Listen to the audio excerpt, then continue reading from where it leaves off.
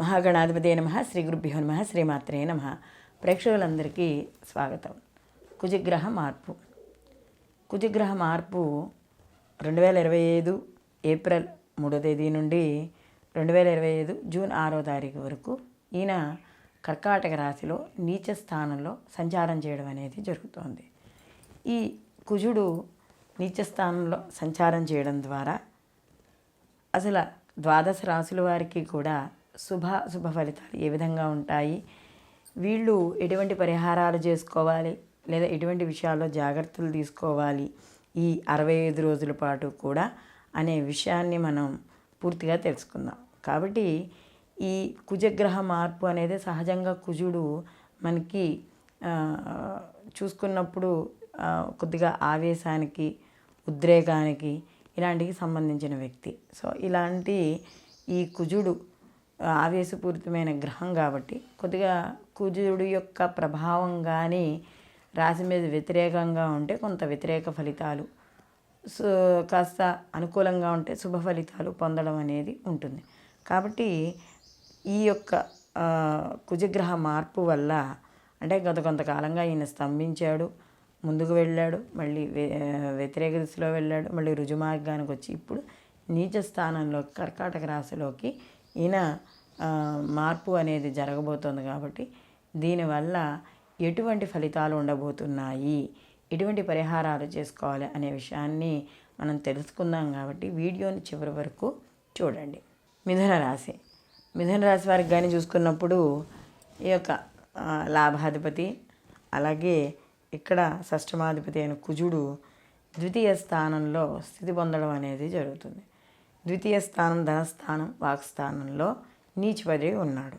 ఎప్పుడైతే ధనస్థానం, వాక్స్థానం, కుటుంబ స్థానంలో నీచిపడి ఉన్నాడో ఇక్కడ ముఖ్యంగా ఏమవుతాయి అంటే ఈయన ఆదాయ మార్గాలు ఏవైతే ఉన్నాయో అవి కొంచెం తగ్గుముఖం పట్టడం అనేది ఉంటుంది. అయితే ఎందుకు కొంచెం తగ్గుముఖం పట్టడం అని మనం అంటున్నామో అంటే ఇక్కడ నీచపడి ఉన్నాడు కాబట్టి కాస్త అంటే కొద్దిగా వ్యతిరేక ఫలితాలు ఉన్నా కూడా పాపగ్రహం నీచపడి ఉంది కాబట్టి కొంత వ్యతిరేక ఫలితాలు అంటే ఉన్న స్థానం ద్వితీయ స్థానం అయినా కూడా అది పెద్ద అనుకూలమైన స్థానం ఏం కాదు. ఉన్నది నీచగ్రహం కాబట్టి కొంత అనుకూలంగా కూడా ఉండడం అనేది జరుగుతుంది. అంటే ధన మార్గాలు పెరుగుతాయి కానీ ఆ ధనాన్ని నిల్వ చేసుకునే తెలివితేటలు మాత్రం ఉండాలి. అలాగే వ్యాపారం, ఉద్యోగం వీటి ద్వారా ధనం సంపాదించడం అనేది ఉంటుంది. అంటే ఒకవేళ ఏదైనా అవసరమైందనుకోండి, ధనానికి అప్పు కూడా లభించడం అంటే లోన్స్ రూపంలో కానీ ఇలా కూడా వచ్చే అవకాశం ఉంది. కాబట్టి అలాంటి విషయాల్లో కాస్త అనుకూలంగా ఉంటుంది. అయితే వాక్స్థానంలో కుజుడు ఎప్పుడైతే ఉన్నాడో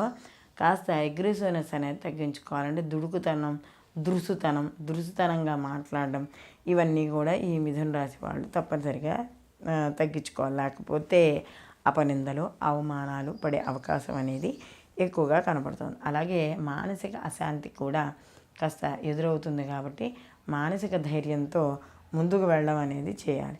అలాగే కుటుంబ స్థానంలో ఈ కుజుడు ఉన్నాడు కాబట్టి నీచబడి ఉన్నాడు కాబట్టి కుటుంబం ద్వారా ఖర్చులు అంటే కుటుంబ పరంగా అవి మీరు ఇంట్లో కుటుంబ సంబంధించిన వస్తువులు కావచ్చు, కుటుంబ సభ్యుల కోసం వాళ్ళకి సంబంధించిన లగ్జరీల కోసం కావచ్చు, ఏదైనా వాళ్ళ ఆడంబరాల కోసం కావచ్చు, ఏదైనా కుటుంబ పరంగా ఖర్చులు అనేవి మాత్రం అధికంగా ఉండడం అనేది జరుగుతుంది. విద్యార్థులకి అనుకూలంగా ఉంటుంది.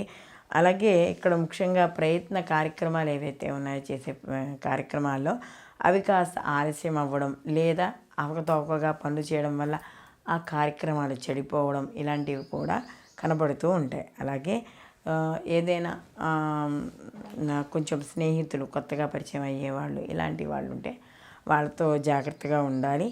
అలాగే అనవసరమైన ఎక్కువ విపరీతమైన ఆలోచనల వల్ల మనశ్శాంతి కోల్పోవడం, భయం ఎక్కువగా కలగడం ఇలాంటివి ఏర్పడతాయి. కాబట్టి అలాంటి భయాలు ఏమీ పెట్టుకోకుండా మనశ్శాంతిగా ఎప్పుడూ నిరంతరం సాధ్యమైనంత కుదిరిన సమయంలో భగవన్నామస్మరణ చేసుకుంటూ ఉండడం ద్వారా ఈ అక్కర్లేని భయాలన్నీ తొలగుతాయి. అలాగే ఇక్కడ ముఖ్యంగా ఇక్కడ షష్టమాధిపతి కూడా అయ్యాడు కాబట్టి అంటే షష్టమ లాభాధిపతి అయ్యాడు కాబట్టి కొంత శత్రు వృద్ధి కూడా తగ్గుతుంది.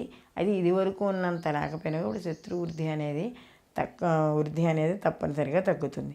అలాగే పెట్టుబడులు ఇలాంటి వాటిల్లో కూడా కొంతవరకు అనుకూలంగా ఉన్నా కూడా అనుకున్నంత లాభాలు మాత్రం పొందలేకపోవచ్చు. అలా అని చెప్పి పూర్తిగా నష్టపోవడం అంటూ కూడా ఏమీ ఉండదు.